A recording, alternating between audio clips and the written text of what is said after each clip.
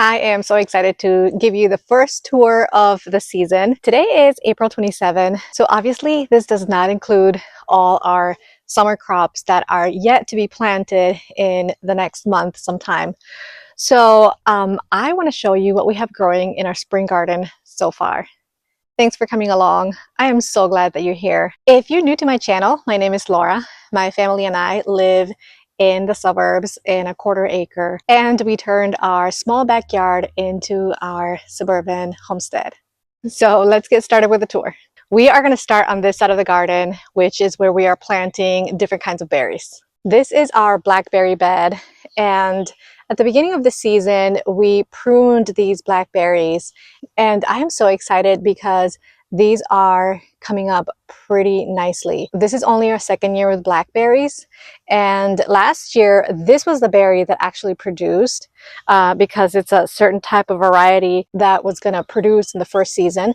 So now we are expecting these other two blackberries to produce since it is their second year. So last year, between this bed and a raspberry bed, we had an arch trellis that we used to grow some green beans, and that worked okay because it was our first season.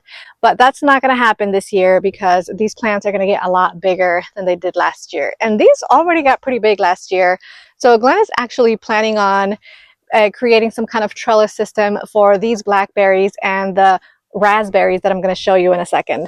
So that's our blackberry bed right here. But now let's go over to our next bed over here. And this is where we grew raspberries last year. And we planted 3 bare root raspberries last spring. And oh my goodness, we were so excited last year because we got such great growth from these plants. And now these plants have multiplied. It is unbelievable. We have so many canes coming up everywhere along this bed. So these are growing very well, and we are expecting a good harvest as well. Because we've only had these berries for one season, we are still experimenting a lot with pruning and figuring out what's best for our plants. So some of them we pruned very heavily, others we didn't. So we're gonna have to see how they do this year. And this third bed here is supposed to be one of our blueberry beds. But all last year, these blueberries did horrible. As a matter of fact, Glenn and I are considering completely ripping out these blueberries. But we are actually getting some growth in this blueberry here and this one over here and a few others. So I don't know. We may actually leave them and see what happens this year.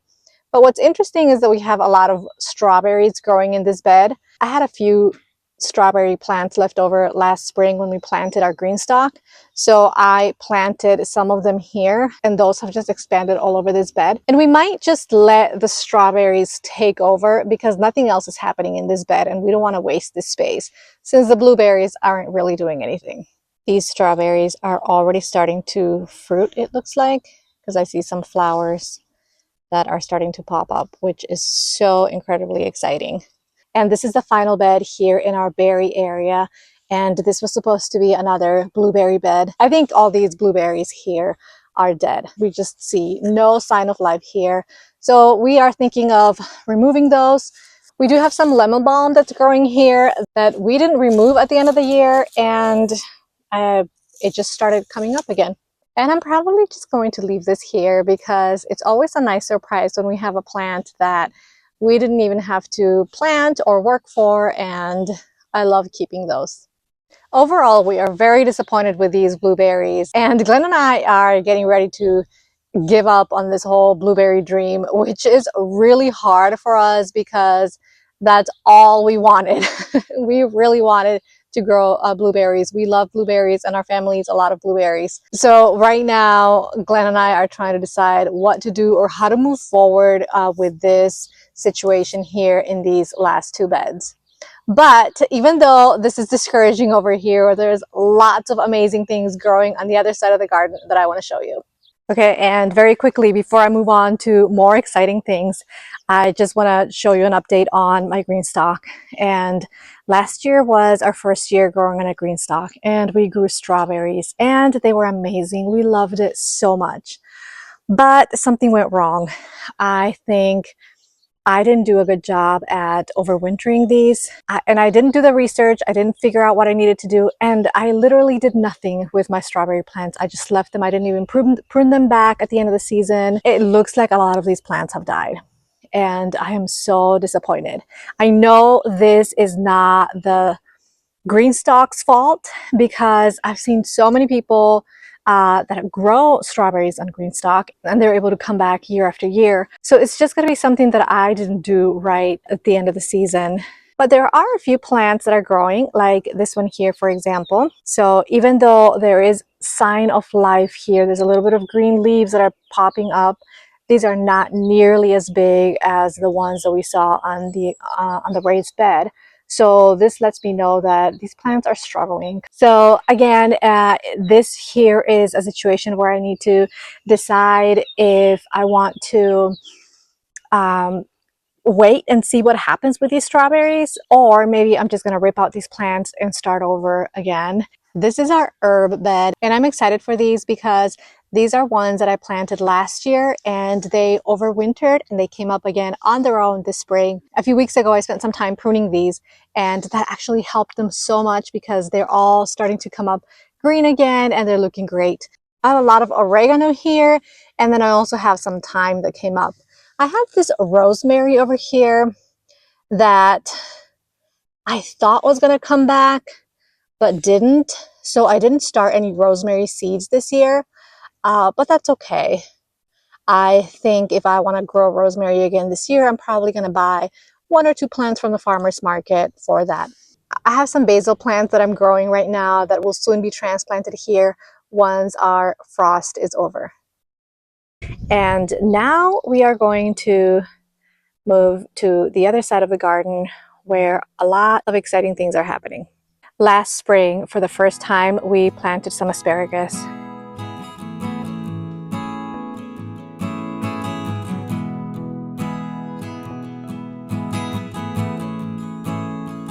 I planted 3-year-old crowns here, and that is why I'm able to harvest this year. And so here is our asparagus.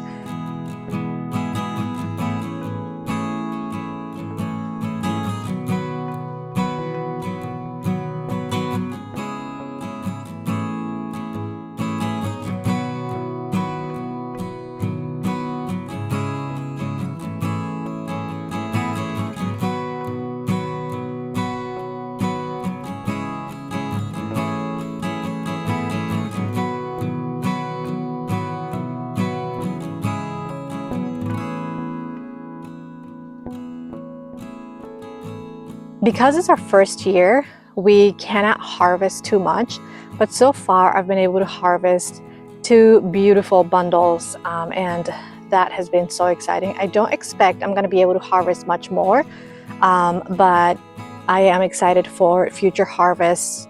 These are so beautiful, so exciting, and so delicious. Some of them started to get really long, and these are the ones that I decided to leave, and I'm going to let those flower. But the ones that were like this is perfect for harvesting. Or ones like this thickness, it's perfect. And as you can see, we harvested some of these already. This bed, along with all our other beds, is just full of weeds. And we're going to be spending a lot of time in the next couple weeks weeding beds and also the walkways. Another crop we've been waiting for a long time to grow is our garlic that I planted last year in October, and it is looking so good. I am so excited. It looks like we had pretty close to 100% germination here, or I don't see a lot of like spots where we're missing some garlic. But what I do notice is that the garlic that is growing here on this side is a lot bigger than the one farther back, and I'm not really sure why. It could be just because they're different varieties, and I don't remember the varieties right now. I'd have to look at my notes.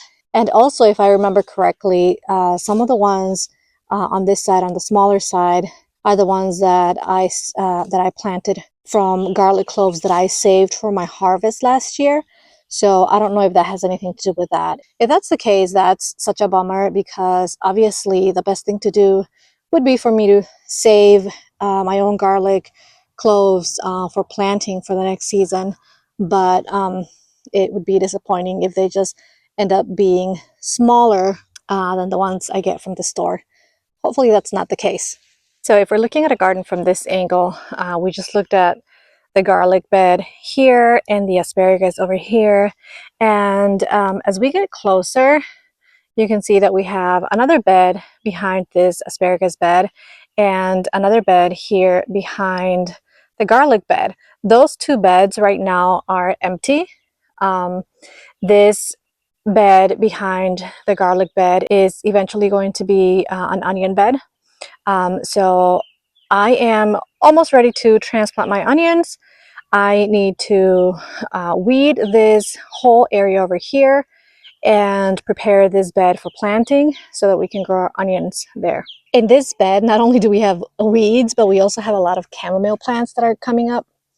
And what I decided is that I am going to be transplanting some of these chamomiles. We have so much. I don't need all of this, but I will be, and I already started transplanting some of these chamomile plants out of this bed onto different parts of the garden so that I can use this whole bed just for onions. Here's an area where I transplanted these chamomile plants, and I'm putting them along the edge of this bed. And that is a more manageable area for these plants. They're going to be out of the way, but also they're not taking up any bed space. So now we made our way to these 4 raised beds. And these 2 beds here are our cabbage beds, and we have 15 cabbage beds growing in each bed. We always grow our cabbage under insect netting, and that is what helps us have so much success with our cabbage. And we recently found these clips that help us keep our netting in place, and it has been so good. These cabbages are looking so amazing.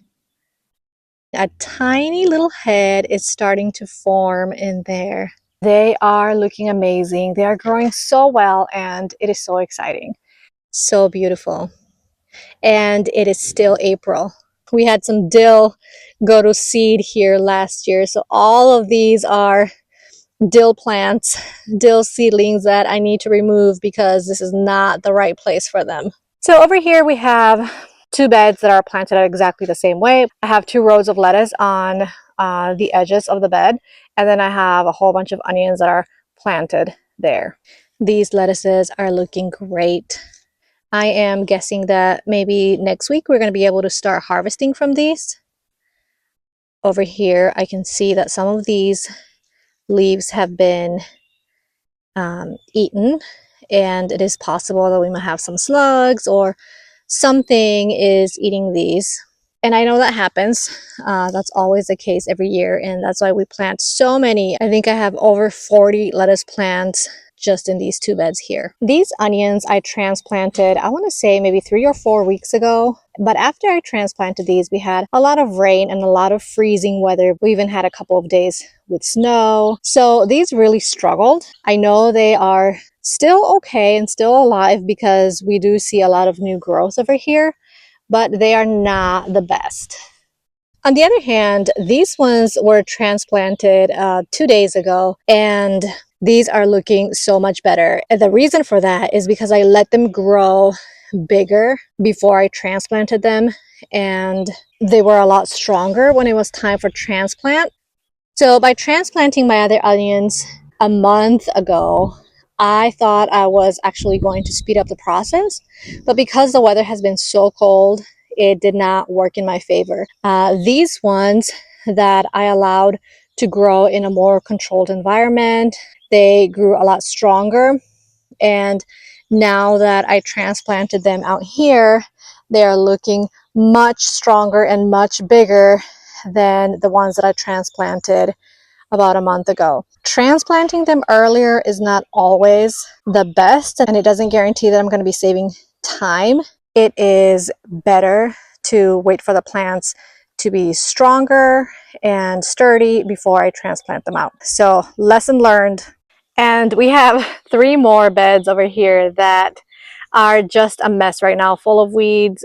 We need to prepare those yet. We are not ready for those. Those are going to be for some summer crops like zucchini and green beans and other things that we don't need to worry about quite yet. And we are kind of rearranging that entire area. We're going to be cutting our beds short because we are expanding our chicken run, because we have 19 chicks that are getting ready to join our existing flock. So that is going to be a huge project, but that's what's happening here. And we're going to have to redo the whole irrigation system over here and the cattle panel trellis system. That's why we have T-posts everywhere. We have cattle panels everywhere. It's kind of looking like a mess right now because we are in the process of making some big changes. And our final bed over here is our broccoli bed. And I also have some carrots growing over here. So let me show you how that's looking. This broccoli bed is looking great. I have about 20 broccoli plants here. And then I also have a few cauliflower plants that are not looking so well. I'll show you those in a minute. And then I also put in there a couple extra cabbages. But in between those 2 rows, I planted 2 rows of carrots. I always like planting carrots in between 2 rows of something that needs to be spaced out at least a foot apart, like in this case these brassicas, or sometimes like tomatoes or cucumbers. The plants need some space, but I don't want to waste the space in between those 2 rows, so I like to plant some carrots or beets or something like that. Something that I can just plant and then forget about it for a few months, and then I'll be able to harvest those sometime after I harvest the brassicas. But let me show you up close how these brassicas are doing. I say these are doing really well. I was a little concerned because after we transplanted these, we had a lot of freezing weather and we had a couple of snowy days. But these are looking really good and like they recovered very nicely. Some of these are bigger than others. And this one, for example, I see that it has a lot of side shoots over here. I hope that's not a bad thing. I hope it doesn't affect the growth of the broccoli head here. Growing broccoli for me has been a challenge, and I've tried many years to do that. And I'm trying again. I am not giving up because broccoli is something that we eat a lot of. So here we are trying again, and then we're going to try again in the fall. And here's our cauliflower. I have 3 of these. I don't know if I should expect a harvest from these, but I am going to give them a chance. I have never grown cauliflower before.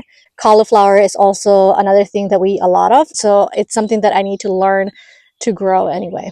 These carrot seeds came up very nicely. Very soon I need to go through these 2 rows and thin them out, because here, for example, they are way too close to each other and the carrots are not going to thrive. Now, when I planted these, I did not make my rows very straight, and these carrot rows are running right into the cauliflower. So that's another lesson for me. The next time I plant carrots, which I need to do here in a couple of weeks, I am going to make sure I use the string method so that I plant them straight and exactly where I want them to be. Just like our cabbage, we are growing these brassica plants under insect netting, because otherwise these are going to be full of cabbage moths in just a week or so. We grow all our brassicas this way. Like anything that is in the brassica family, like kale, cabbage, collard greens, we will grow under insect netting. We just don't want to deal with the caterpillars. Putting this insect netting on this row is a big pain. It is definitely a 2-person job, sometimes 3 or 4. And when it's a windy day like today, it doesn't help. And these metal hoops that we use, which is actually ladder mesh, is not smooth. So there's all these little grooves where the insect netting gets snagged, and it's such a pain. But we did it. We figured it out. I am over here hanging out by the chicks. They are enjoying a sunny afternoon out here while we are all in the garden. Thank you so much for joining me today on this first official garden tour. And I am so excited to show you what else is coming next. In the next couple of weeks, we're going to be preparing our garden beds to be able to plant our summer crops. We're also going to be building a bigger chicken run for our growing flock. And there is just so much more to come. Make sure you subscribe so you can follow along, and I'll see you next time.